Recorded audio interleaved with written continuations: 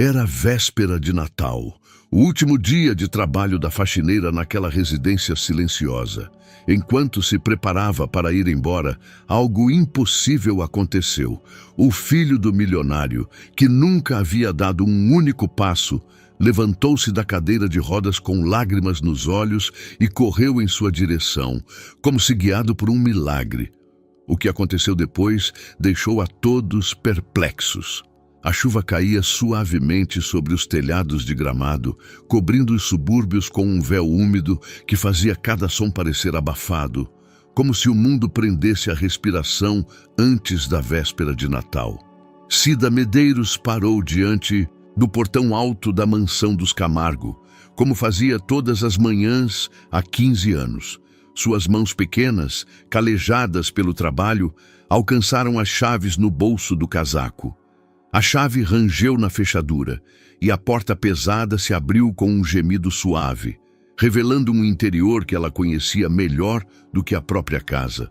A mansão estava em silêncio. Sempre foi assim desde que ela começou a trabalhar ali. Mas nos últimos anos, o silêncio se tornou quase palpável, denso como a névoa. Cida tirou o casaco e o pendurou no cabide antigo do hall de entrada. Seus passos ecoavam nos corredores altos enquanto ela atravessava a sala principal, onde a grande lareira ficava vazia e as janelas deixavam entrar a luz pálida da manhã de verão. "Bom dia, Sr. Ricardo." Ela sussurrava para os cômodos vazios, como fazia todos os dias, embora soubesse que o dono da casa provavelmente ainda dormia ou já estava trancado em seu escritório, evitando o mundo. Ela foi para a cozinha, onde começou seu ritual. Primeiro, o café, forte, aromático, que poderia despertar até as memórias mais adormecidas. Depois, a verificação da lista de tarefas que ela mesma preparava todas as noites antes de ir embora. Hoje era especial. A véspera de Natal estava há apenas 3 dias e a casa precisava de uma transformação. Cida abriu a janela da cozinha, permitindo que o ar fresco do verão se misturasse ao calor do ambiente. Ela gostava desse contraste. Lembrava-a de que, mesmo nos dias mais frios, era possível encontrar calor se soubesse onde procurar. Seu olhar vagou pelo jardim, onde antes cresciam lindas hortênsias, e agora restavam apenas os galhos nus dos arbustos e as pegadas na grama, pequenas demais para pertencerem a um homem adulto. Ela se virou e começou os preparativos. A massa para os bolinhos de bacalhau, tradicional, como os que ela servia à sua própria família por anos, antes que a vida a levasse ali, para aquela grande e vazia mansão. Suas mãos trabalhavam mecanicamente, mas seu coração batia um pouco mais rápido. Algo naquela casa estava mudando, embora ela não conseguisse definir o quê. Talvez fosse a mudança na maneira como o jovem Gabriel a olhava ultimamente. Talvez o eco de passos que às vezes ouvia do andar de cima quando o Sr. Ricardo deveria estar no trabalho. Enquanto a massa descansava, Cida foi ao porão buscar as decorações de Natal. Os degraus rangiam sob seus pés e o ar lá embaixo era fresco e úmido. Caixas vazias estavam enfileiradas, cada uma cuidadosamente etiquetada com sua caligrafia. Bolas azuis, pisca-piscas, presépio de 1998. Eram resquícios de tempos em que a casa fervilhava de vida, quando o riso de uma criança ecoava em cada canto. Quando alcançou a primeira caixa, ouviu um som suave, como se alguém estivesse se movendo entre outras caixas. Ela parou, escutando. Silêncio. Talvez fossem apenas as tábuas velhas que trabalhavam com a mudança de temperatura. Ou talvez... "Tem alguém aí?" Ela perguntou baixinho, mas só o silêncio respondeu. Ela pegou as caixas necessárias e voltou para cima, onde a sala principal esperava pela transformação. Começou a tirar os enfeites com cuidado, tratando cada um como uma relíquia. Ali, uma figura de anjo com uma asa quebrada. Ali, uma bola com o dourado desgastado. Cada uma contava a história de dias melhores para aquela família. Enquanto montava o presépio na cômoda, ouviu passos na escada. Ricardo Camargo descia lentamente, sua silhueta alta projetando uma longa sombra na parede. Ele vestia um terno escuro, como sempre, e seus cabelos estavam cuidadosamente penteados, embora Cida notasse o cansaço em seus olhos. "Bom dia, dona Cida", ele disse, a voz baixa, mas cortês. "Bom dia, senhor Ricardo. Estou preparando a casa para as festas, como todos os anos." O homem parou, seu olhar pousou no presépio e em seus olhos por um momento brilhou algo que ela poderia chamar de dor. "Isso é realmente necessário?" Ele perguntou sem olhá-la. Cida sentiu o coração apertar no peito. Aquela pergunta, feita todos os anos, sempre doía. "Sim, senhor Ricardo, é necessário", ela respondeu, gentilmente, mas com firmeza. "As festas são para os vivos e para a esperança." O homem acenou com a cabeça, sem responder, e dirigiu-se à saída. Na porta, ele parou. "Dona Cida, obrigado por tudo." E saiu, deixando-a sozinha com os enfeites e a lembrança de como aquela casa precisava de cura. Gabriel Camargo estava sentado na janela de seu quarto, observando Cida pendurar os pisca-piscas no jardim. Seu coração de 12 anos batia mais rápido, enquanto ele havia lidar delicadamente com cada enfeite, como se fosse feito do vidro mais fino. Há 3 meses, seus dias eram preenchidos por um segredo tão grande que às vezes ele tinha a sensação de que seu peito explodiria com o peso. A cadeira de rodas estava ao lado da cama, o metal frio lembrando-o da mentira que ele mantinha há tempo demais. Gabriel olhou para suas pernas debaixo do cobertor. Ele moveu os dedos dos pés. O movimento era fluido, natural. Não era mais um milagre, mas cada passo que ele dava secretamente no porão ainda parecia mágico. Tudo começou por acaso, 6 meses atrás, quando Cida estava limpando o porão. Ele estava cansado de ficar deitado na cama e, aproveitando que o pai estava no trabalho, desceu de elevador. Queria apenas ver as velhas decorações de Natal, tocá-las, relembrar os tempos antes do acidente. Ao chegar ao porão, ouviu os passos dela na escada e, em pânico, tentou se esconder entre as caixas. E então aconteceu. Ele se levantou. Simplesmente se levantou da cadeira de rodas, como se seu corpo tivesse se lembrado de como fazer aquilo. Por um momento ele ficou em pé, tremendo de descrença, e depois caiu de volta na cadeira de rodas ao ouvir a voz dela. "Gabriel, está tudo bem?" Naquele dia, ele mentiu pela primeira vez, e no dia seguinte voltou ao porão para verificar se não era um sonho. Não era. Ele podia ficar em pé, podia andar, podia até correr entre os velhos enfeites de Natal, mas toda vez que saía do porão, ele voltava para sua prisão de rodas. O motivo era simples e complicado ao mesmo tempo. O pai havia mudado após o acidente. Ficou mais silencioso, mais triste, mas também mais presente. Pela primeira vez em anos, eles passavam tempo juntos, e Ricardo lhe contava sobre a empresa, sobre a vida, sobre o passado. Gabriel sabia que se ele se curasse, o pai se afastaria novamente, mergulharia no trabalho, e seus momentos juntos desapareceriam como fumaça da lareira. E havia ainda Cida. A presença dela na casa era como um abraço quente em um dia de chuva. Quando ela cantava velhas canções enquanto limpava, quando lhe deixava rabanadas na janela, quando às vezes sentava ao lado de sua cama e lia livros em voz alta, nesses momentos ele se sentia seguro. Será que tudo isso desapareceria se ele deixasse de ser o menino doente que precisava de ajuda? Gabriel ouviu passos no corredor. Rapidamente ele se sentou na cadeira de rodas e cobriu as pernas com o cobertor. A porta se abriu suavemente e Cida parou no batente com uma bandeja. Trouxe um chá quentinho e uns salgadinhos de bacalhau. Ela disse a voz como mel com leite. "Talvez ajude a te aquecer." Ela colocou a bandeja na mesinha ao lado da cama e sentou-se na cadeira perto da janela. Gabriel gostava desses momentos quando ela ficava com ele por mais tempo, em vez de apenas cumprir suas tarefas. Dona Cida, ele começou baixinho.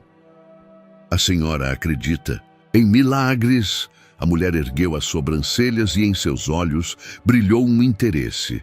Claro, Gabriel, especialmente nesta época de festas. Por que pergunta? O menino brincava com a ponta do cobertor sem olhá-la. E se alguém recebesse um milagre, mas tivesse medo de aceitá-lo? Porque achava que poderia perdê-lo? Cida inclinou-se para ele, seu rosto expressando preocupação. Está tudo bem? Algo te incomoda? Não, não. Gabriel balançou a cabeça rapidamente.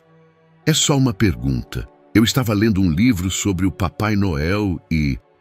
Gabriel, ela o interrompeu suavemente. Milagres não são para serem escondidos. São para serem compartilhados com aqueles que amamos. E se alguém tem medo de aceitá-los, talvez signifique que não entende seu verdadeiro significado. O menino olhou para ela atentamente, como se suas palavras abrissem uma nova perspectiva para ele. Mas e se aceitar o milagre significar que tudo vai mudar? E não se sabe se para melhor? Cida levantou-se e foi até a janela, de onde se via o jardim coberto de chuva. Seu reflexo no vidro parecia pensativo. Sabe de uma coisa, Gabriel? Às vezes, aquilo de que mais temos medo acaba sendo o que mais precisamos. Seu pai... Ela parou como se não soubesse se deveria continuar. Seu pai mudou muito depois do acidente. Acho que ele tem medo de muitas coisas, mas talvez algumas mudanças seriam boas para ele. E a senhora? Perguntou Gabriel inesperadamente. Algo mudaria para a senhora? Cida virou-se da janela e suas bochechas ficaram ligeiramente rosadas. Eu sou apenas uma empregada doméstica, Gabriel. Meu papel é claro. Mas e se a senhora pudesse escolher? Se pudesse ser outra pessoa nesta família? O silêncio que se seguiu foi cheio de palavras não ditas. Cida voltou para perto do menino e delicadamente ajeitou o cobertor dele. Às vezes penso que os milagres mais bonitos acontecem quando paramos de temê-los. Ela sussurrou. E agora coma os salgadinhos antes que esfriem. Quando ela saiu, Gabriel olhou longamente para a porta. As palavras dela giravam em sua cabeça como gotas de chuva do lado de fora. Talvez fosse hora de parar de ter medo de seu milagre. Talvez fosse hora de confiar que o amor não desaparece quando paramos de precisar de ajuda. Mas ainda não. Hoje ele ainda seria o menino doente a quem Cida trazia salgadinhos quentinhos e que podia amar em segurança sua pequena e incompleta família. Ricardo Camargo estava em seu escritório, olhando pela janela para o jardim, onde Cida pendurava os últimos pisca-piscas nos galhos do velho carvalho. Seus movimentos eram seguros, cheios de graça, e cada enfeite encontrava seu lugar, como se a mulher possuísse um mapa interno de como deveria ser uma casa festiva ideal. Era uma habilidade que ele havia perdido há muito tempo, a habilidade de criar calor com pequenos detalhes. A empresa Camargo Artesanatos, por 3 gerações, era especializada na produção dos mais belos enfeites de Natal do Brasil. Seu avô começou o negócio em uma pequena oficina no interior do Rio Grande do Sul. Seu pai a transformou em uma empresa conhecida em todo o país. E Ricardo, a cada ano, afastava-se mais dela. A ironia do destino fez com que o homem, cuja família criava alegria para milhares de lares, não conseguisse encontrá-la no seu próprio. A mesa estava coberta de relatórios de vendas que deveriam deixá-lo feliz. Os lucros deste ano eram recordes. Os pedidos para a próxima temporada superavam em todas as expectativas. Mas Ricardo olhava para esses números como símbolos abstratos que não tinham nada a ver com sua vida. Antigamente, cada bola vendida, cada pisca-pisca o enchia de orgulho. Agora, eram apenas a causa de mais reuniões que lhe permitiam fugir de casa. O telefone tocou, tirando-o do devaneio. Camargo! Ele atendeu secamente. Ricardo, é o Marcos. Temos um problema com o lote de anjinhos para exportação para a Alemanha. Um desastre total. Algum erro na pintura. Ricardo ouvia seu parceiro de longa data descrever os problemas técnicos, mas sua atenção divagava para a janela, onde Cida terminava o trabalho no jardim. Ele notou que ela parou, perto dos velhos arbustos de rosas, aqueles que Silvia havia plantado antes do acidente. A mulher os tocou delicadamente, como se estivesse cumprimentando velhos amigos. Silvia. Sua esposa havia morrido 5 anos após o acidente de Gabriel, incapaz de suportar o peso da culpa e da dor. Deixou uma casa cheia de memórias e um marido que não conseguia ajudá-la, porque ele mesmo estava afundando em sua própria tristeza. Desde então, a casa se tornou apenas um lugar onde ele dormia e comia, e sua vida se limitava ao trabalho e aos cuidados com o filho. Ricardo, está me ouvindo? A voz de Marcos interrompeu seus pensamentos. Sim, sim. Atrasem o envio em 1 semana e mandem consertar o lote inteiro, que custe o que custar. Mas isso significará... Não me importa. Não enviaremos nada aos clientes que não seja perfeito. Ele desligou e voltou a observar a mulher no jardim. Cida havia terminado as decorações e caminhava em direção à casa, carregando uma caixa vazia de enfeites. Suas bochechas estavam vermelhas de frio e os cabelos escapavam do gorro de lã. Havia algo nela, tão natural, como se ela não precisasse fingir ser outra pessoa, senão quem era. Ricardo se perguntou quando foi a última vez que viu uma mulher que não quisesse nada dele.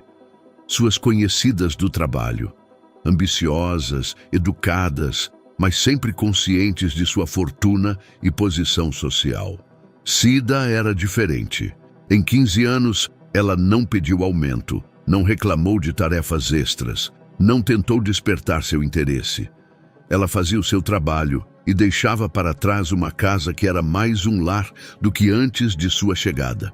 Ele ouviu passos no corredor, leves, familiares. Cida voltava do jardim. Ricardo de repente sentiu uma inquietação, como se estivesse fazendo algo errado ao observá-la pela janela. Virou-se da vidraça e fingiu se concentrar nos papéis. Mas ele não conseguia se concentrar.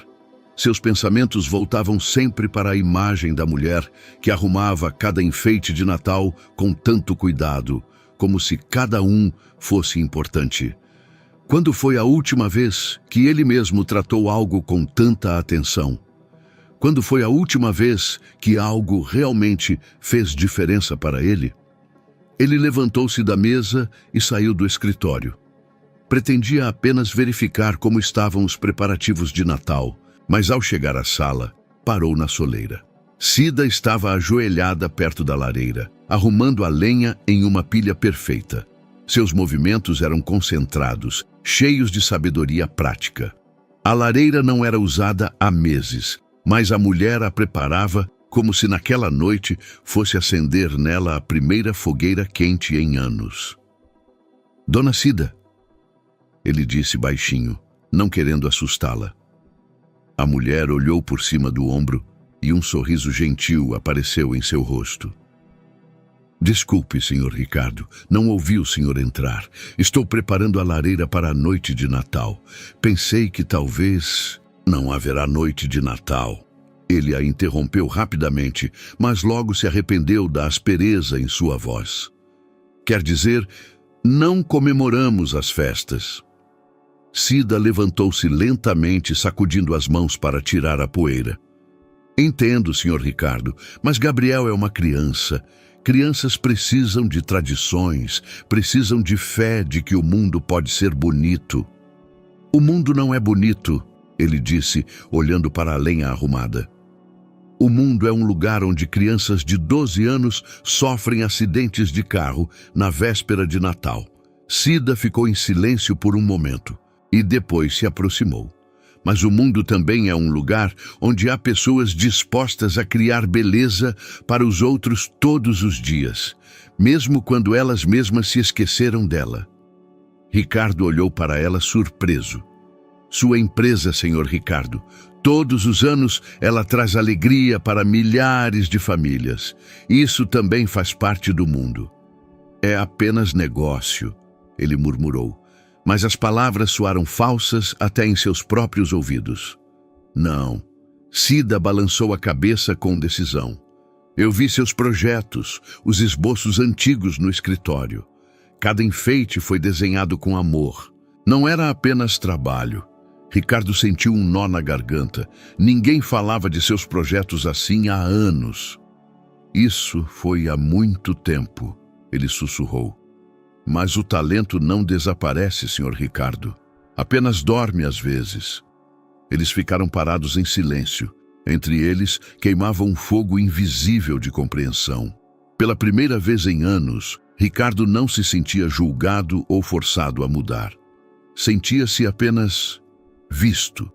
A véspera de Natal chegou com a intensidade inesperada de um temporal de verão. A chuva caía desde a manhã tão forte que as estradas nos arredores de Gramado se tornaram intransitáveis e os ônibus foram cancelados um após o outro. Cida parou na janela da cozinha, olhando a tempestade que transformava o mundo em um labirinto branco. Pela primeira vez em 15 anos, ela não conseguiria voltar para seu pequeno apartamento para a noite de Natal. A senhora vai ficar conosco, disse Ricardo quando a encontrou na cozinha, onde ela preparava a ceia como se fosse um dia comum. A voz dele soava diferente do habitual, mais quente, embora ainda incerta. Não quero incomodar, Sr. Ricardo. Posso dormir no quartinho de serviço? A senhora vai usar um dos quartos de hóspedes. Ele a interrompeu com firmeza. E ele hesitou. Talvez jantemos juntos hoje, nós três. Cida ergueu as sobrancelhas, surpresa. Por anos, eles haviam comido separadamente. Ela na cozinha, Ricardo na sala de jantar e Gabriel em seu quarto. Se o senhor permitir, preparei Chester assado com farofa e salpicão. Ou seja, uma ceia tradicional. Ele disse com um sorriso discreto que os surpreendeu a ambos. À noite, a casa cheirava como antigamente, a canela, a cravo e ao calor de um lar. Cida acendeu a lareira que havia preparado de manhã e as chamas projetavam sombras dançantes nas paredes da sala. A mesa da sala de jantar foi posta pela primeira vez em anos para mais de uma pessoa. Gabriel desceu de elevador para o andar térreo, seus olhos brilhando de excitação. Ricardo o ajudou a sentar-se em uma cadeira comum à mesa, e Cida notou como o menino se movia com segurança, como ele operava as pernas com destreza. Algo nesses movimentos parecia estranho, muito fluido para alguém que não andava há 3 anos. Aqui cheira como na casa da vovó, disse Gabriel, sorrindo amplamente. Lembra, pai? A vovó sempre fazia muitos pratos deliciosos para a ceia. Ricardo acenou com a cabeça, seu rosto suavizando por um momento. Sua mãe também. No primeiro ano de casados, ela tentou recriar todas as receitas da vovó. A cozinha parecia depois de uma guerra. Foi a primeira vez em anos que ele mencionou Silvia sem dor na voz. Cida sentiu um calor no coração, mas ao mesmo tempo um estranho toque de ciúmes. Ela não tinha direito a ciúmes, mas talvez o senhor me conte sobre ela algum dia? Ela disse baixinho, sobre sua esposa. Ricardo olhou para ela por cima da mesa. À luz das velas, seu rosto parecia mais jovem, menos marcado pelo sofrimento. Talvez um dia, ele respondeu gentilmente. Eles comeram em um silêncio agradável, interrompido apenas pela música suave que Cida havia colocado no velho gramofone. Gabriel contava sobre os livros que havia lido ultimamente. Ricardo compartilhava planos para um novo projeto na empresa, e Cida ouvia, sentindo-se parte de uma verdadeira família. Depois da ceia, quando Gabriel adormeceu no sofá da sala em frente à lareira, Ricardo e Cida ficaram sozinhos. Ela limpava a louça, ele adicionava lenha ao fogo. O silêncio entre eles era cheio de palavras não ditas. "Obrigado", disse Ricardo de repente, sem se virar da lareira. "Pelo quê?" "Por fazer esta casa cheirar a lar novamente. Por fazer meu filho sorrir. Por..." Ele parou procurando as palavras. "Por me permitir esquecer às vezes quem eu deveria ser e me permitir ser quem eu sou." Cida largou o pano de prato e se aproximou. À luz do fogo, ela parecia um anjo de um dos enfeites que sua empresa produzia, delicada, mas forte. "E quem é o senhor, senhor Ricardo?" "Não sei mais", ele admitiu sinceramente.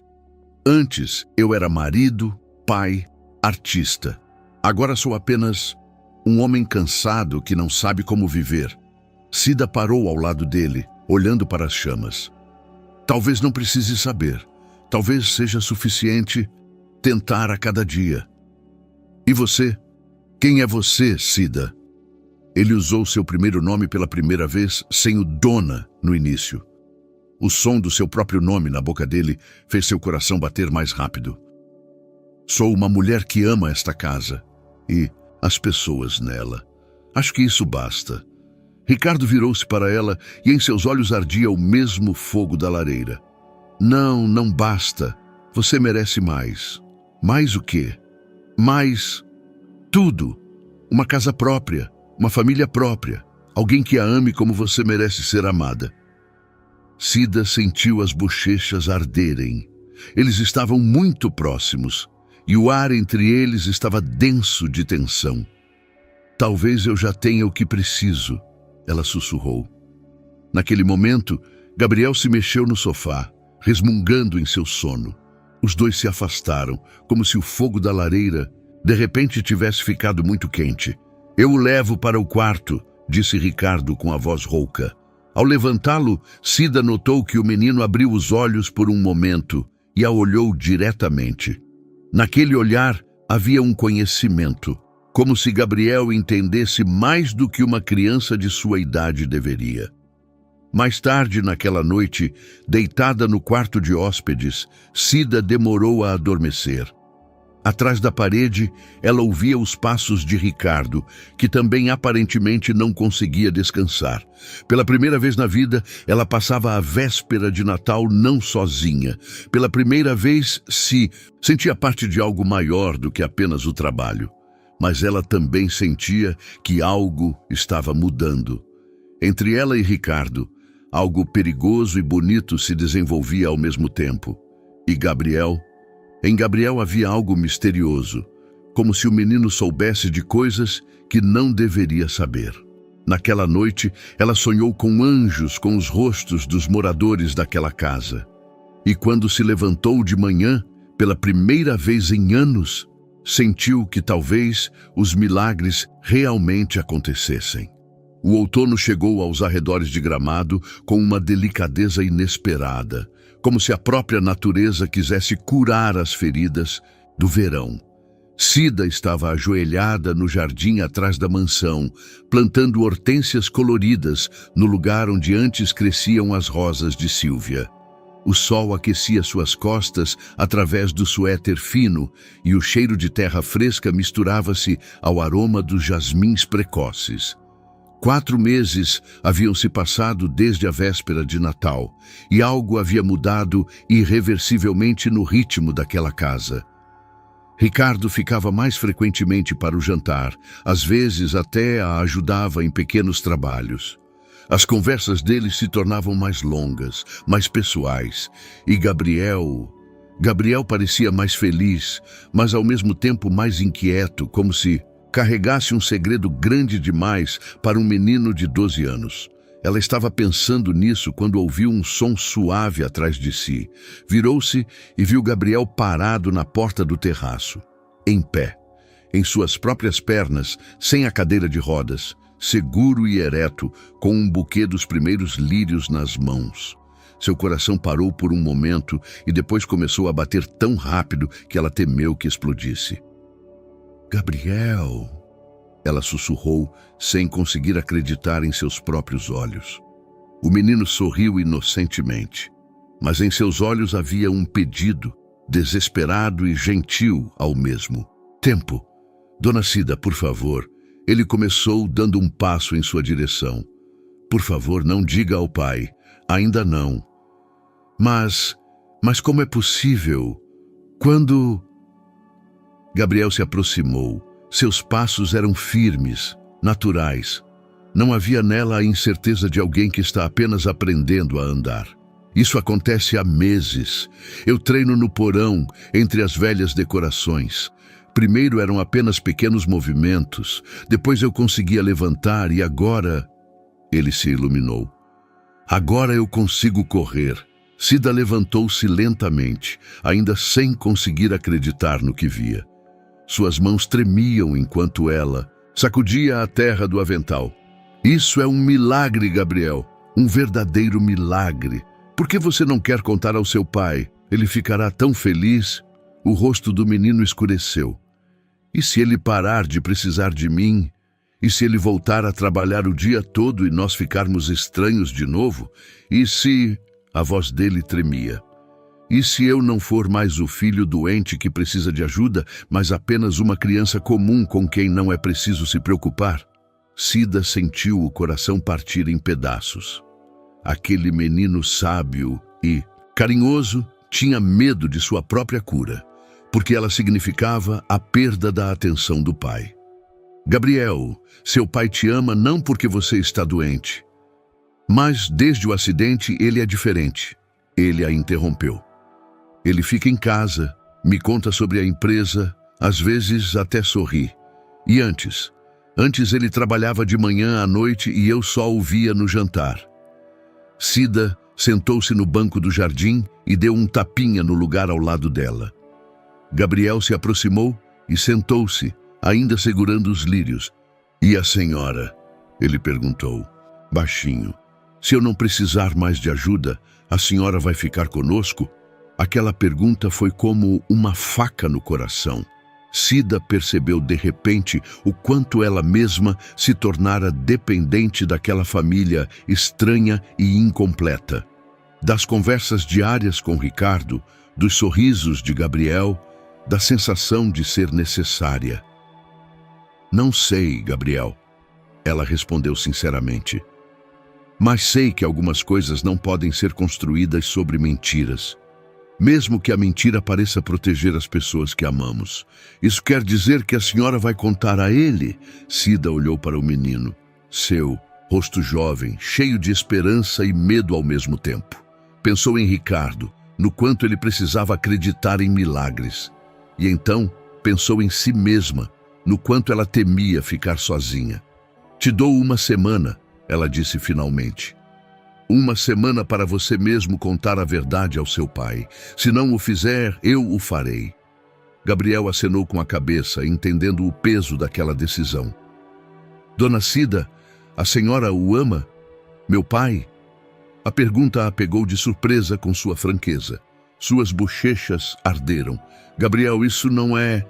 Isso quer dizer... O que sim? Ele afirmou com uma sabedoria que ultrapassava sua idade. E ele a ama. Eu vejo como ele a olha, como ele sorri quando a senhora não vê. Meu filho, você não pode falar assim. Por que os adultos sempre complicam coisas que são simples? Gabriel levantou-se, entregando-lhe os lírios.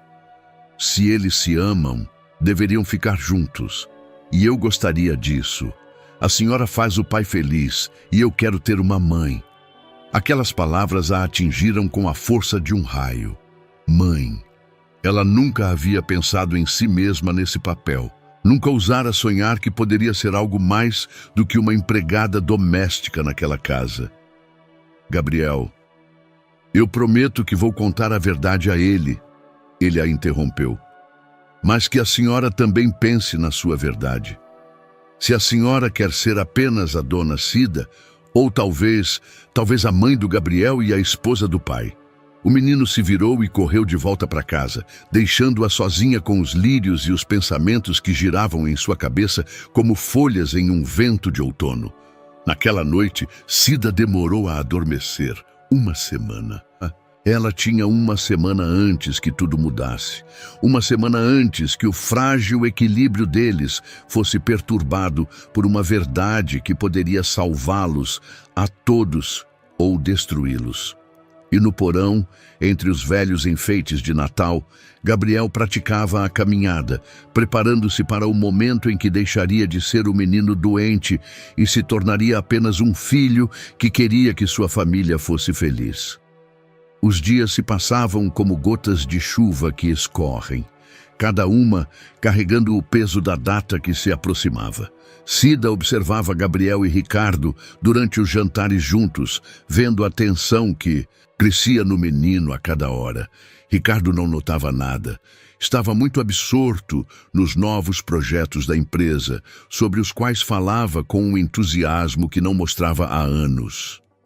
No terceiro dia dessa estranha contagem regressiva, Cida encontrou no porão algo que fez o mundo parar por um momento. Entre as velhas caixas de decorações havia desenhos, dezenas de esboços feitos pela mão de Gabriel. Mas não eram desenhos comuns de criança. Eram estudos precisos de árvores de Natal, vistas de diferentes perspectivas, reproduções exatas de enfeites, retratos detalhados de anjinhos. E todos eram desenhados de pontos de vista impossíveis para alguém sentado em uma cadeira de rodas. Uma vista de cima, do nível de uma pessoa em pé, detalhes de galhos altos. Cada desenho era uma prova de que Gabriel se movia livremente pela casa há meses, talvez até anos. Com as mãos trêmulas, Cida folheava os esboços, encontrando novas provas em cada um. Aqui, a árvore de Natal da sala vista do alto da escada. Ali, a lareira da perspectiva de alguém que estava perto de uma prateleira alta. E no último desenho, ela mesma, capturada no momento em que pendurava os pisca-piscas no jardim, desenhada por alguém que a observava da janela do primeiro andar. A senhora encontrou meus desenhos. A voz de Gabriel a fez pular.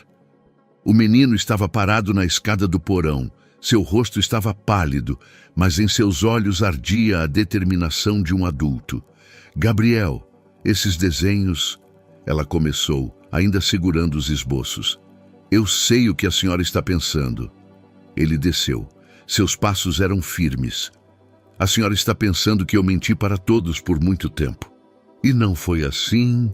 O menino sentou-se em uma caixa velha, encostando as costas na parede.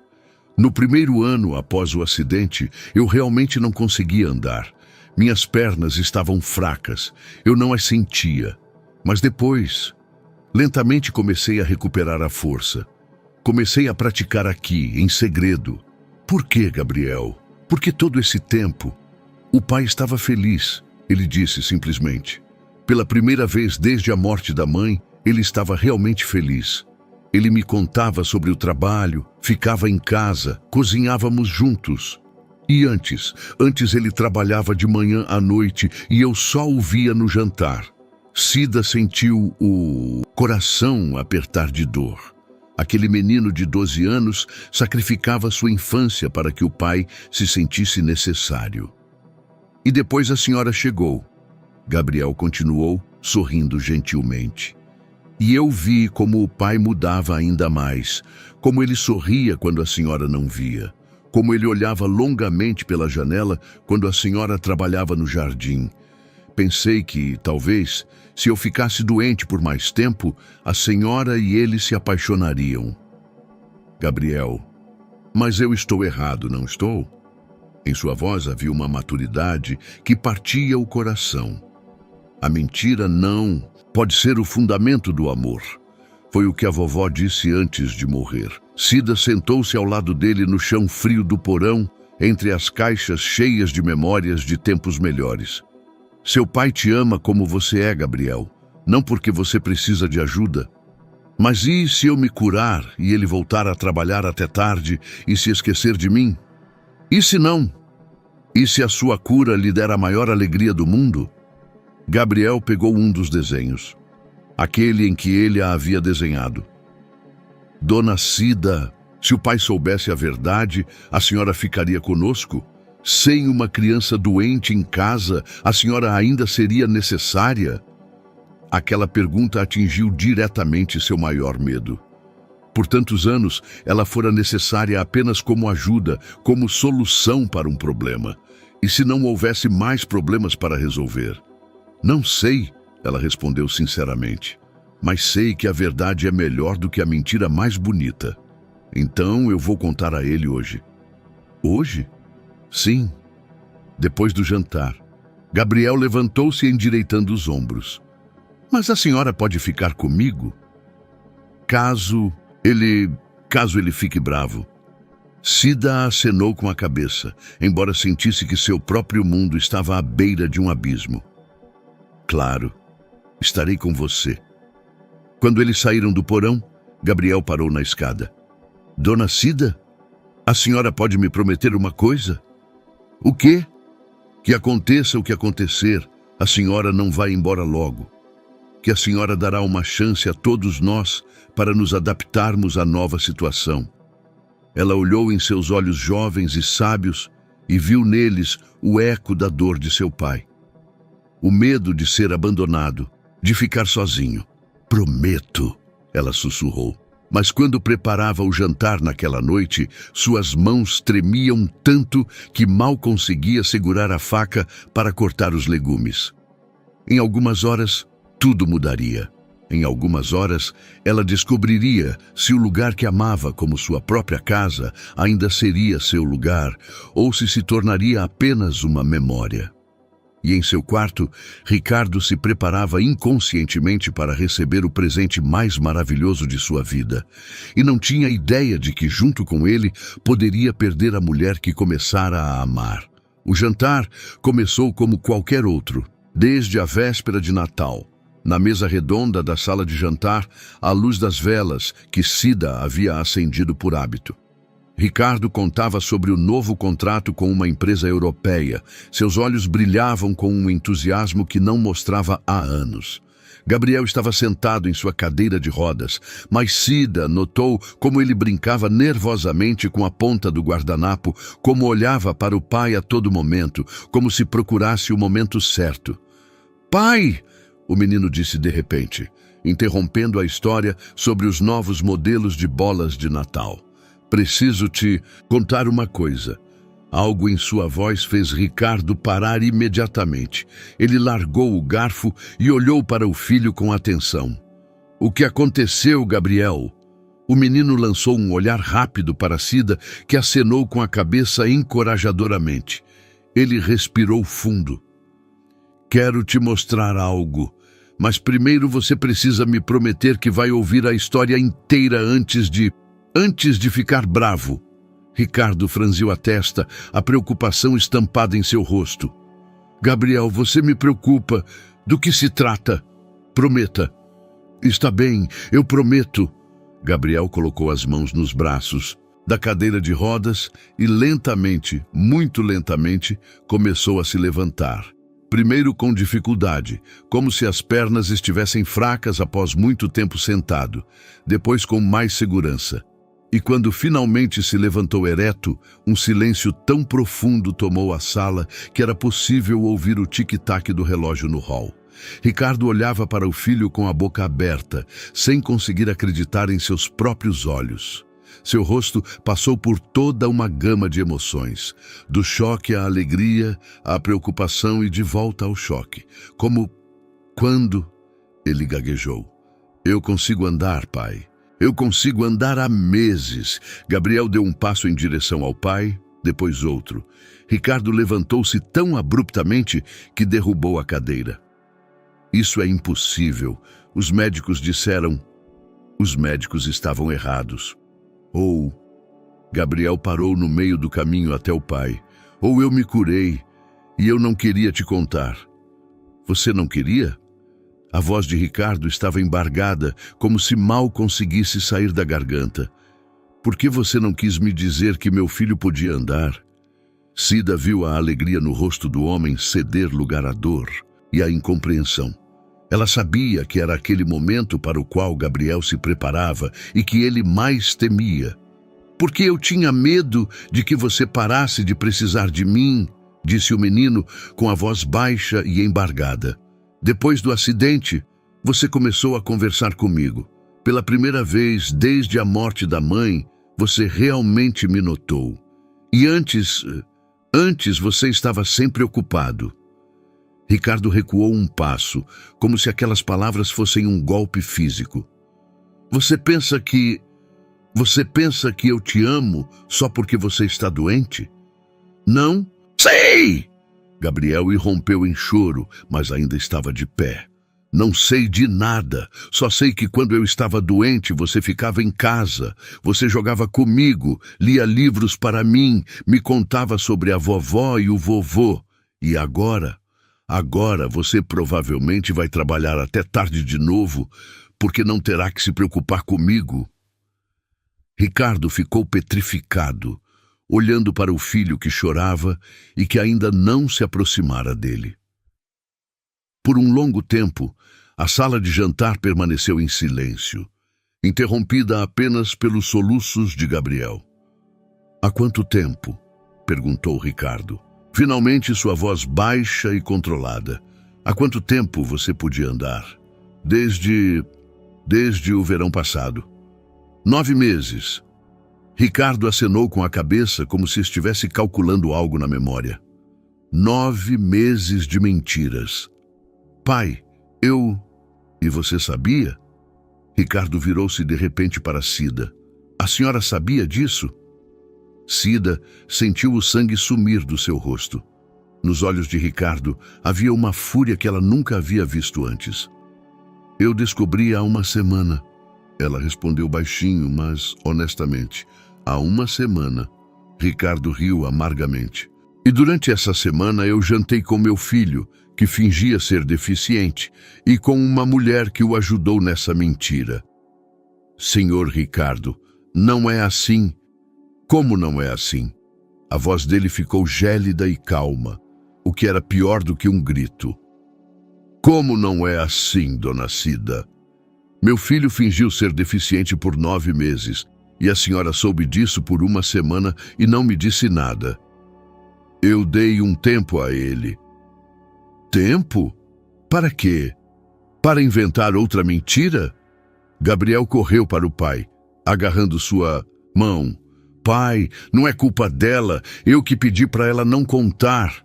Ricardo olhou para o filho e depois para Cida. Em seus olhos havia tanta dor que a mulher sentiu como se alguém tivesse enfiado uma faca em seu coração.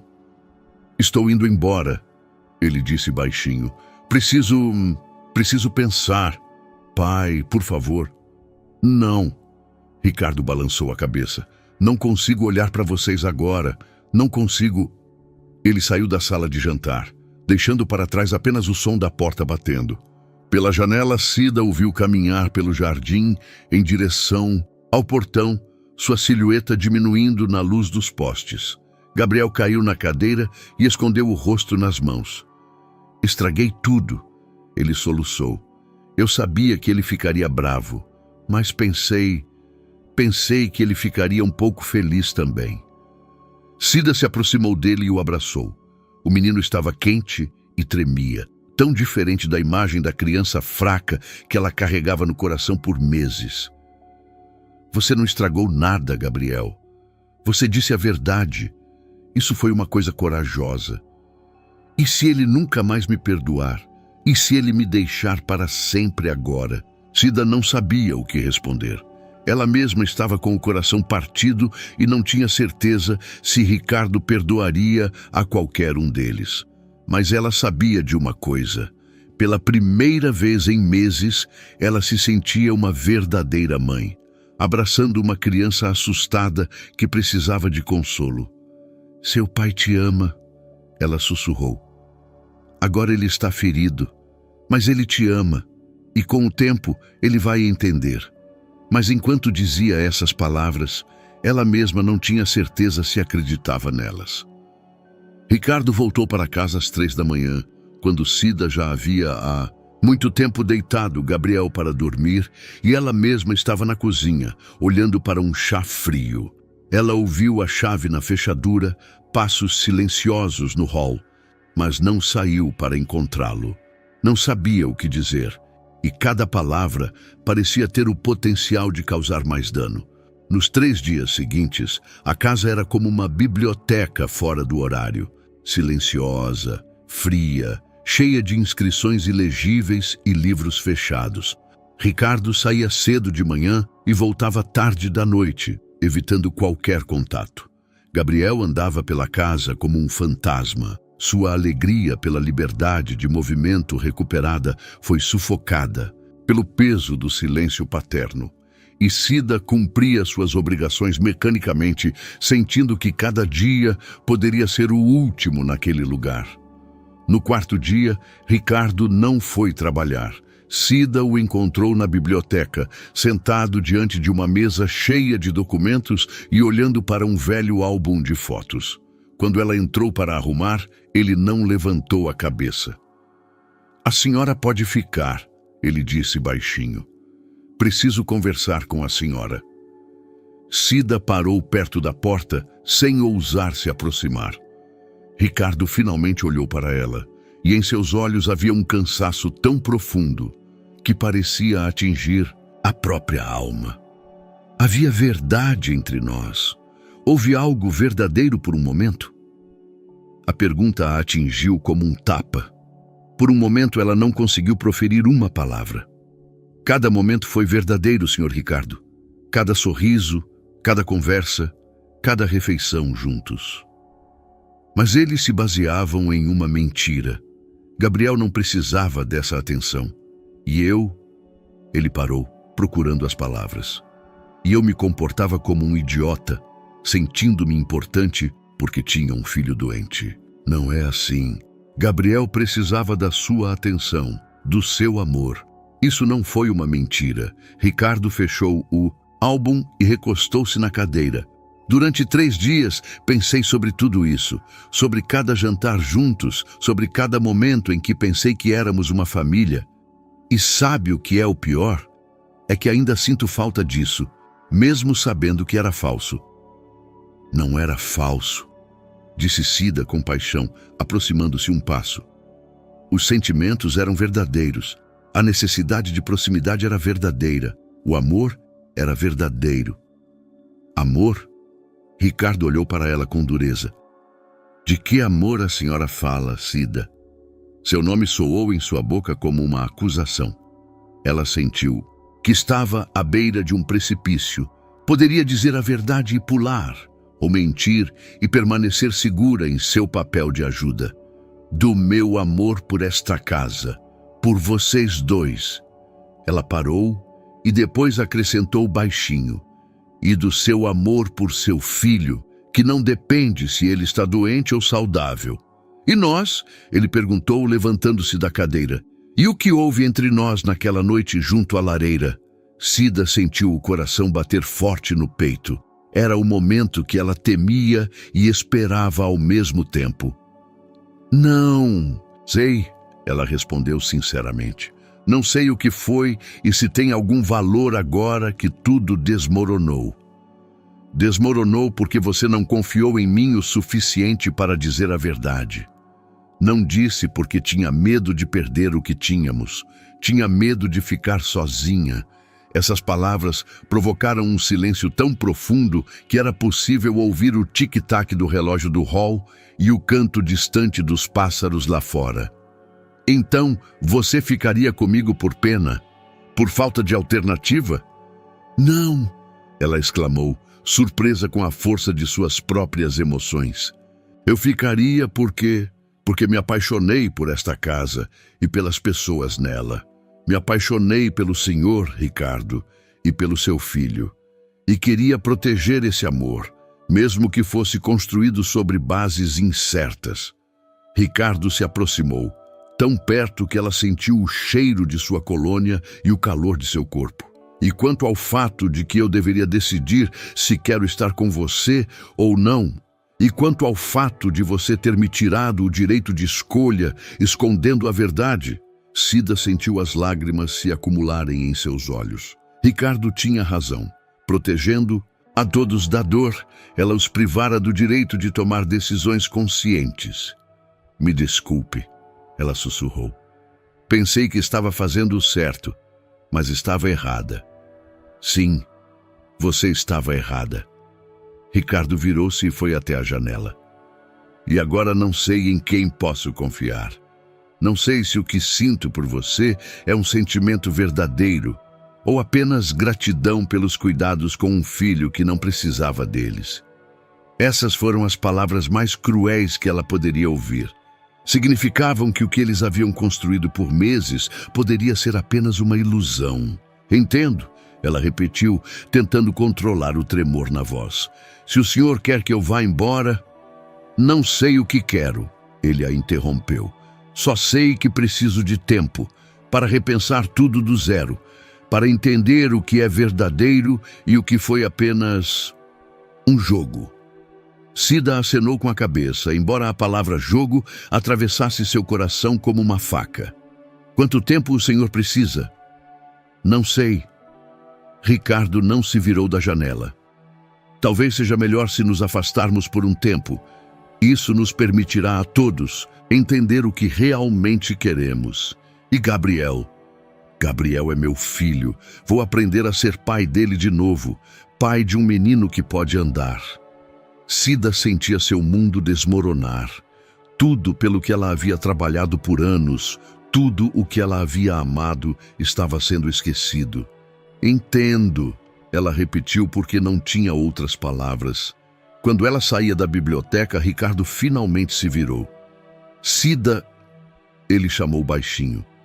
Isso não significa que tudo isso não significou nada. Mas ela já não ouviu essas palavras. Ela caminhava pelo corredor em direção ao seu quarto, onde iria empacotar a vida que se revelou apenas um sonho. Cida arrumava suas coisas na velha mala que havia trazido para aquela mansão 15 anos antes. A ironia queria que tudo o que ela possuía coubesse na mesma bagagem de então. Alguns vestidos, uma foto dos pais, um livro de orações e uma correntinha de prata da avó. 15 anos de vida naquela casa não deixaram vestígios materiais, como se ela fosse apenas um fantasma que vivia em paredes alheias. Atrás da porta, ela ouvia passos leves. Era Gabriel andando pelo corredor, muito assustado para bater, mas muito desesperado para ir embora. Desde que Ricardo anunciou que Cida teria que deixar a casa por um tempo, o menino a seguia como uma sombra, como se cada momento sem ela pudesse ser o último. Dona Cida, a voz baixinha dele finalmente soou de trás da porta. Entre, Gabriel. O menino entrou devagar. Seus olhos estavam vermelhos de tanto chorar. Sentou-se na beira da cama, observando-a dobrar as últimas roupas. A culpa é toda minha, ele disse com a voz embargada. Se eu tivesse contado a verdade antes... Não, meu... Gabriel! Cida parou de arrumar e sentou-se ao lado dele. Não é sua culpa. Cada um de nós tomou suas decisões. Cada um de nós cometeu erros. Mas o pai está bravo com a senhora por algo que eu fiz. Isso não é justo. Cida o acariciou nos cabelos. Um gesto que ela havia feito centenas de vezes, mas que agora parecia cheio de despedida. Seu pai não está bravo. Ele está ferido e perdido. Precisa de tempo para entender seus sentimentos. E se ele decidir que não nos ama?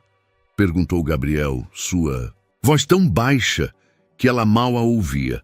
Aquela pergunta atravessou o coração de Cida como um raio. Não apenas porque expressava seu maior medo, mas porque mostrava o quão profundamente aquele menino de 12 anos entendia a situação. Seu pai te ama, Gabriel. Isso nunca vai mudar. E a senhora? Cida não respondeu imediatamente. Ela mesma não sabia a resposta para essa pergunta. Não sei, ela admitiu finalmente. Talvez o que ele sentia fosse apenas gratidão. Talvez... Não, Gabriel pulou. Eu vi como ele a olhava. Aquilo não era gratidão. Era amor, amor verdadeiro. Como você pode saber? Porque ele olhava para a mãe da mesma forma. O menino enxugou o nariz na manga. E depois, após a morte dela, pensei que ele nunca mais olharia para alguém assim. Mas então, a senhora chegou. As palavras de Gabriel trouxeram à memória a última conversa com Ricardo. Suas palavras sobre não saber o que era verdadeiro.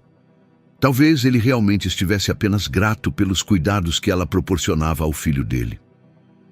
Gabriel, crescer também é aprender sobre decepções. Às vezes, as pessoas que amamos não podem estar conosco, por diversos motivos. Mas a senhora ama o pai, não ama? Cida olhou para seus olhos sábios e cheios de esperança, e pela primeira vez em muitos dias, sentiu-se pronta para dizer toda a verdade. Sim, ela sussurrou. Eu o amo muito.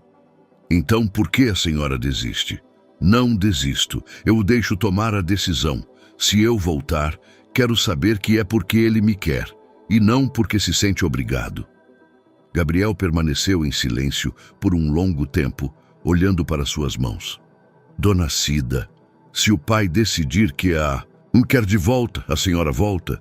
Se ele realmente quiser, sim, eu volto. E a senhora vai ser minha mãe? Aquela pergunta foi como um golpe no coração. Cida abraçou o menino e o apertou forte. Já sou, meu Gabriel. Aconteça o que acontecer, sempre vou te amar como um filho meu. Eles choraram juntos, abraçados na cama do quarto que em algumas horas estaria vazio. Gabriel chorava como uma criança cujo mundo desmoronava, e Cida como uma mulher que perdia tudo o que amava. A senhora me promete uma coisa? Perguntou Gabriel quando as lágrimas finalmente cessaram. O quê? Que a senhora não vai desaparecer completamente, que eu poderei vê-la às vezes. Cida sabia que isso poderia ser cruel para os dois, mas não podia negar a essa criança aquela única coisa. Prometo, encontrarei uma maneira de nos vermos. Quando Gabriel saiu, Cida terminou de arrumar as coisas em silêncio. A última coisa que ela colocou na mala foi uma pequena figura de anjo que Gabriel havia feito para ela nas festas. Era a única lembrança daquela casa que ela levava consigo, um símbolo de um amor que talvez fosse verdadeiro, mesmo que todo o resto tivesse se mostrado uma ilusão. Ao entardecer, Ricardo bateu à sua porta. Quando ela abriu, ele estava no corredor com as chaves do carro na mão. Eu levo a senhora, ele disse baixinho. Não precisa. Eu pego um ônibus. Por favor. Havia um pedido em sua voz. É a última coisa que posso fazer pela senhora. Durante a viagem pelas ruas noturnas de Gramado, nenhum dos dois falou. A cidade piscava pelas janelas como um conjunto de memórias. Ali a loja onde ela comprava legumes para a sopa favorita dele. Ali o parque onde ele às vezes passeava com Gabriel. Quando pararam em frente ao seu antigo apartamento, Ricardo finalmente falou. Cida, se eu pudesse voltar no tempo e começar tudo de novo, eu faria diferente. Eu também, ela respondeu baixinho. Talvez um dia estejamos prontos para tentar novamente. Sem segredos desta vez. Foi uma faísca de esperança na escuridão, mas Cida não ousou acreditar nela. Talvez, ela disse apenas. Ao sair do carro, Ricardo tocou sua mão. Obrigado, ele sussurrou. Por tudo, por cada dia. E então ele foi embora, deixando-a sozinha na rua vazia, com uma mala cheia de uma vida que havia terminado. Josefa Santos estava na cozinha da mansão dos Camargo, tentando entender como preparar o café da manhã para dois homens que pareciam viver em mundos diferentes sob o mesmo teto. Nas 2 semanas desde a partida de Cida, a casa se tornou um lugar onde pai e filho se cruzavam como estranhos, cada um imerso em sua própria tristeza. Josefa era uma mulher severa, de 60 anos, que durante toda a vida zelou pela ordem e pelo bom comportamento. Ricardo a contratou como ajuda temporária, Mas no primeiro dia, ela já sabia que seria o maior desafio de sua carreira. A casa sem Cida era como um corpo sem alma. Tudo funcionava, mas nada vivia. Gabriel andava pela casa como um pequeno fantasma. Sua alegria pela recuperação da saúde foi completamente abafada pela desintegração da família que ele amava. Ricardo saía para o trabalho cedo e voltava tarde, evitando qualquer conversa com o filho. E ela, Josefa, estava entre eles como uma ponte que ninguém queria atravessar. "Onde está a dona Cida?" perguntou Gabriel certa manhã, pela 100ª vez na semana. "Você sabe onde ela está?" respondeu Josefa, servindo-lhe leite. "Ela mora no apartamento antigo dela. Mas por que ela não pode voltar?" Josefa suspirou. Ao longo dos anos trabalhando em diferentes casas, ela aprendeu a não se envolver em assuntos de família, mas este caso era excepcional. Ela observava essa família há 2 anos, quando Ricardo às vezes a chamava para ajudar na ausência de Cida. Ela viu como aquela mulher animou a casa, como fez com que o homem e o menino voltassem a ser uma verdadeira família. "Porque os adultos às vezes são bobos", ela disse finalmente, "e pensam que podem viver sem as coisas que amam." "E talvez ele não a amasse?" "Ah, amava." Josefa sentou-se em frente ao menino. "Eu o vi como ele a olhava quando pensava que ninguém via. Mas os homens têm um jeito estranho de mostrar amor. Às vezes fogem dele quando mais têm medo. Então o que devo fazer?" "Nada. Você tem que deixar seu pai chegar sozinho à conclusão do que ele perdeu." Mas Josefa sabia que Ricardo não chegaria a isso, sozinho. Vendo-o diariamente, observando seus olhos vazios e movimentos mecânicos, ela entendia que aquele homem se afogava em tristeza e orgulho. Ele precisava de alguém que o sacudisse com força e o colocasse cara a cara com a verdade. Naquele mesmo dia, quando Ricardo voltou do trabalho, Josefa o esperava no hall com uma mala na mão. "O que isso significa?" ele perguntou, surpreso. "Estou indo embora", ela disse secamente. "Não consigo trabalhar em uma casa onde todos são infelizes por sua própria tolice." "Dona Josefa." "Não!" Ela ergueu a mão, interrompendo-o. "Por 2 semanas, observo o senhor e seu filho destruírem suas vidas por orgulho. Seu filho chora todas as noites, sentindo falta da mulher que ele considera mãe. E o senhor anda pela casa como um zumbi, fingindo que se pode viver sem coração." Ricardo recuou um passo, surpreso com a franqueza dela. "É complicado." "De jeito nenhum." Josefa colocou a mala no chão com um baque alto. "É muito simples. O senhor ama essa mulher ou não?" "Isso não importa." "Claro que importa." Josefa se aproximou e sua voz ficou mais áspera. "Eu o conheço há 2 anos, Ricardo Camargo. Eu o vi antes e depois dela. Sem Cida Medeiros, o senhor é uma sombra de homem." Ela não confiou em mim. "E o senhor confiou nela?" Ela o interrompeu. "O senhor disse a ela que a amava, que queria estar com ela, ou apenas a deixou adivinhar o que sentia?" Ricardo ficou em silêncio, mas Josefa viu em seus olhos que ela havia acertado em cheio. "Essa mulher cuidou de sua casa e família por 15 anos. Ela dedicou sua vida para que vocês fossem felizes. E quando se viu em uma situação difícil, quando teve que escolher entre a sua felicidade e o bem de uma criança, ela escolheu o que considerava certo. E o senhor a pune por isso?" "Eu não a puni. Puniu e pune seu filho, que já perdeu uma mãe e agora perde a segunda por sua tolice." Aquelas palavras atingiram Ricardo como um tapa. Josefa viu como ele encolhia, como se só agora entendesse a plenitude de seu erro. "O que devo fazer?" ele perguntou baixinho. "Como posso consertar algo que estraguei tanto?" "Primeiro, o senhor precisa decidir se a quer de volta. Realmente quer, não por obrigação ou pena, mas por amor." "Eu quero." A resposta veio tão rapidamente que ele se surpreendeu. Quero tanto que não consigo dormir, comer ou pensar em mais nada. Então por que o senhor não luta por ela? Ricardo sentou-se na cadeira do hall, escondendo o rosto nas mãos. Porque tenho medo de que seja tarde demais, que eu a tenha machucado tanto que ela nunca me perdoará. Josefa se aproximou dele e colocou a mão em seu ombro. O amor não tem prazo de validade, Ricardo, mas tem prazo para agir. Cada dia que o senhor perde é um dia a menos de felicidade para todos vocês. E se ela não me quiser de volta? O senhor só vai saber se tentar. Josefa pegou a mala. E agora eu realmente estou indo embora.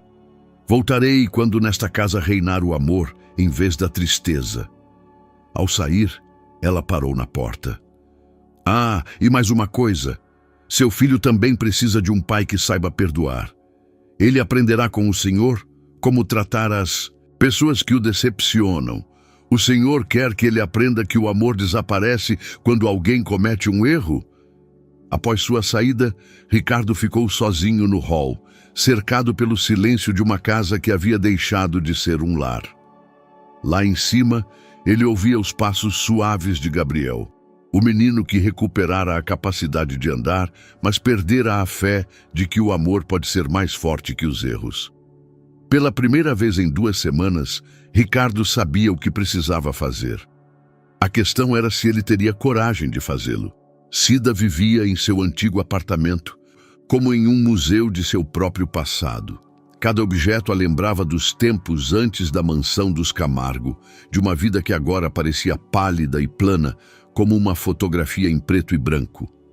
Os pequenos cômodos, que antes eram seu mundo inteiro, agora pareciam uma prisão cheia do eco de sua própria solidão. Todos os dias, ao amanhecer, ela saía de casa em busca de trabalho. Por 3 semanas, visitou dezenas de casas onde precisavam de ajuda, mas em nenhum lugar conseguia ficar mais do que alguns dias. Nada parecia certo. Aquela família era muito barulhenta, aquela muito calada. As crianças ali eram mal educadas. Aqui os donos da casa a tratavam como um móvel. Nada lembrava o calor e a proximidade aos quais ela se acostumara por 15 anos. À noite, ela sentava-se à mesa da cozinha e escrevia cartas que nunca enviava. Para Ricardo, cheias de amor e saudade. Para Gabriel, cheias de promessas de que nunca o esqueceria. Às vezes, ela escrevia para si mesma, tentando entender quem era ela fora daquela casa, fora do papel que desempenhara por tantos anos. Naquele dia, ao voltar de mais uma entrevista de emprego frustrada, ela encontrou à porta de seu apartamento uma pequena mulher de cabelos escuros, que parecia ter mais de 70 anos, mas tinha nos olhos um brilho de vitalidade juvenil. Dona Cida Medeiros? Perguntou a desconhecida. Sim, sou eu. Por acaso nos conhecemos? Sou Laura Camargo, avó de Gabriel. Cida sentiu o coração parar no peito. Era a mãe de Ricardo, a mulher sobre quem ela ouvia nas histórias, mas que nunca havia conhecido. Por favor, entre. Ela gaguejou, abrindo a porta do apartamento. Obrigada. Temos assuntos muito importantes a discutir. Dona... Laura sentou-se à mesa da cozinha com a graça de uma dama acostumada a que qualquer lugar se tornasse elegante com sua presença. Ela examinou o apartamento com um olhar atento e então focou sua atenção em Cida. A senhora sabe por que vim? Acho que sim. Meu filho é um idiota, meu neto chora toda noite e eu sou velha demais para assistir a tal desperdício de felicidade. Essas palavras, proferidas com a franqueza própria de mulheres que viveram muito, surpreenderam Cida com sua sinceridade. Dona Laura, por favor, me ouça, minha filha. A mulher mais velha inclinou-se sobre a mesa. Eu conheço a história da minha família. Sei que meu filho, desde a morte da esposa, vive como um homem que esqueceu o que é a felicidade. Também sei que a senhora, por 15 anos, foi o coração desta casa. Isso é passado. Que bobagem! Exclamou Dona Laura, usando uma palavra que soou estranha na boca da elegante senhora. Isso é presente e futuro. Gabriel me contou tudo, sobre seu segredo, sobre como a senhora o protegeu, sobre como o pai dele reagiu. Cida sentiu as lágrimas se acumularem nos olhos ao lembrar do menino. Como ele está? Horrível. Anda pela casa como um pequeno fantasma. Recusa-se a comer, não quer brincar, não dorme. Sente sua falta como da mãe que a senhora foi para ele. E Ricardo? Dona Laura suspirou profundamente. Meu filho sempre foi teimoso, mas nunca foi burro. O que ele está fazendo agora é pura burrice. Ele a ama. Vejo isso pela forma como ele pronuncia seu nome, como ele evita qualquer conversa sobre o assunto. Mas seu orgulho não o deixa admitir que cometeu um erro. Talvez ele não tenha cometido.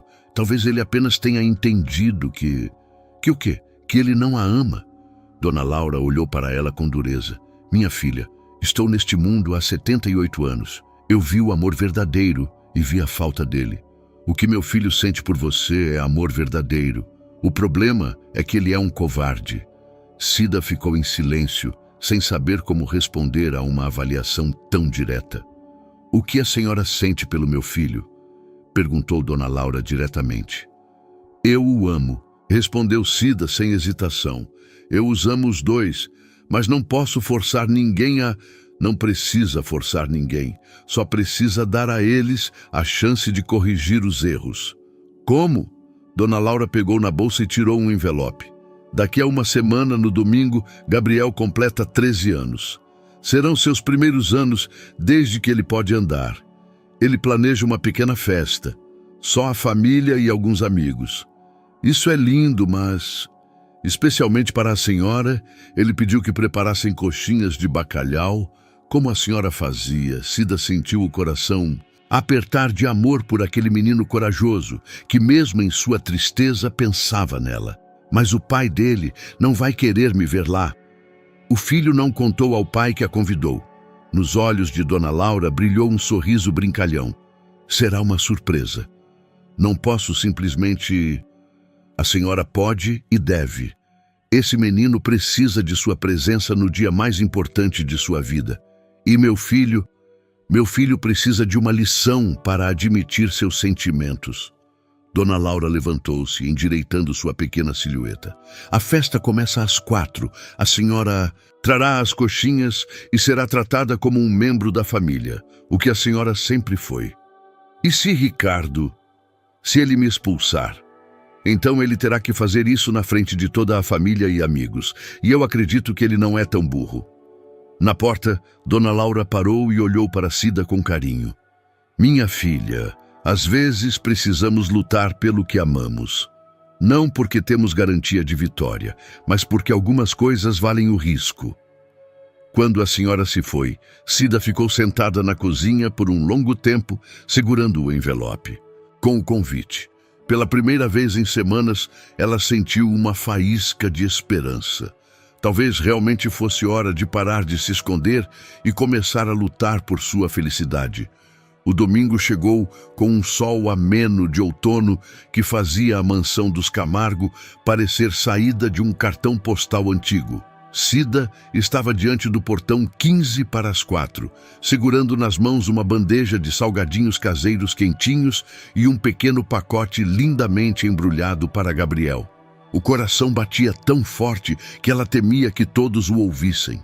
Pelas janelas, ela via que na sala já havia convidados. Algumas crianças da turma de Gabriel, alguns adultos que ela não reconhecia e a silhueta familiar de Dona Laura. Mas ela não via Ricardo nem Gabriel. Antes que ela pudesse tocar a campainha, a porta se abriu e na soleira estava o próprio herói do dia. Gabriel parecia mais velho, mais maduro, mas em seus olhos ainda morava o mesmo brilho caloroso que ela amara desde os primeiros dias de trabalho naquela casa. Dona Cida, ele exclamou, atirando-se em seus braços com tanta força que ela quase derrubou a bandeja. Eu sabia que a senhora viria. Sabia. Feliz aniversário, meu Gabriel. Ela sussurrou, abraçando-o forte. Meu menino corajoso. O pai não sabe que eu a convidei, ele disse baixinho. A vovó me ajudou, mas ele não vai conseguir não deixá-la entrar na frente de todo mundo, não é? Cida olhou para o rosto dele, jovem, mas marcado por uma sabedoria que pertencia a crianças que tiveram que entender cedo demais as complicações do mundo adulto. E se ele ficar bravo? Então, ele vai ter que ficar bravo. Gabriel endireitou os ombros com uma determinação que a lembrou de seu pai. É meu aniversário e quero que a senhora esteja comigo. Na sala, Ricardo estava perto da janela, conversando com um dos pais das crianças, quando ouviu uma risada familiar. Ele se virou e a viu. Cida, ajoelhada ao lado de Gabriel, ajudando-o a desembrulhar os presentes. O mundo parou por um momento. Ela parecia a mesma de sempre, talvez um pouco mais magra, com olheiras de cansaço. Mas ainda era a mesma mulher sem a qual aquela casa deixara de ser um lar. Ela usava o mesmo vestido azul que vestia na primeira véspera de Natal deles juntos, e o mesmo sorriso delicado que ele amava mais do que qualquer outra coisa no mundo. Como ela veio parar aqui? Ele sussurrou para a mãe, que de repente apareceu ao seu lado. Gabriel a convidou, e eu entreguei o convite a ela, respondeu Dona Laura calmamente. É aniversário dele, Ricardo. Ele tem o direito de ter as pessoas que ama por perto. Mãe, não. Dona Laura levantou a mão. Você não vai fazer cena na frente das crianças. Comporte-se como um adulto. Ricardo observava. Gabriel mostrara a Cida o presente que havia recebido de um colega de turma. Um novo kit de desenho. O menino irradiava felicidade, estava mais vivo do que em todas as semanas após a partida dela. Veja, sussurrou Dona Laura, a primeira alegria verdadeira no rosto dele em um mês. Em certo momento, o olhar de Cida percorreu a sala e parou nele. Por um instante, eles se olharam através da sala cheia de pessoas e todas as conversas, todos os sons da brincadeira desapareceram ao fundo. Nos olhos dela, ele viu o mesmo amor que amava, mas também a dor que ele lhe havia causado. Cida foi a primeira a desviar o olhar, voltando a conversar com as crianças. Mas Ricardo permaneceu ali, paralisado por suas próprias emoções. Pai! Gabriel correu até ele, puxando-o pela mão. Vem, vê o que a dona Cida me trouxe. Ele não teve escolha. Aproximou-se da mesa onde estava o presente desembrulhado.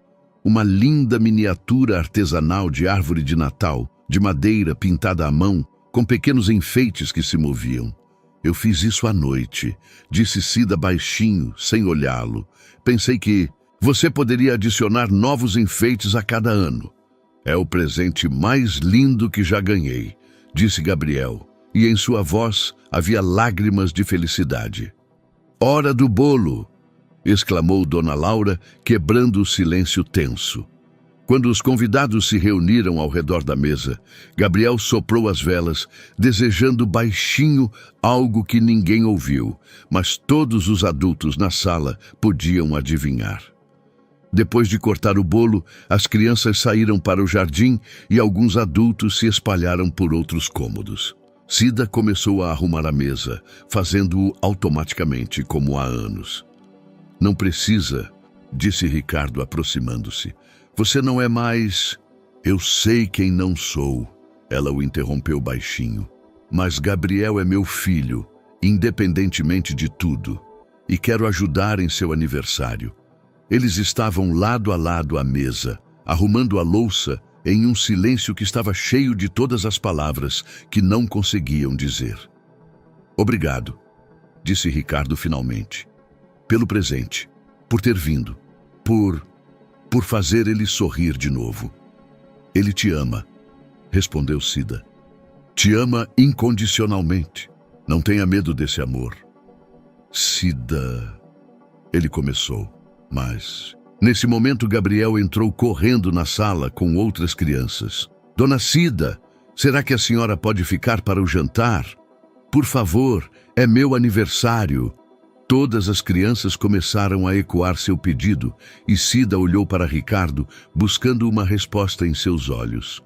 Se você quiser ficar, ele disse baixinho. Eu gostaria muito. Foram as primeiras palavras próximas de um pedido de desculpas, os primeiros sinais de que ele talvez a quisesse de volta. Cida acenou com a cabeça, não confiando em sua própria voz. É como se tudo tivesse voltado ao normal.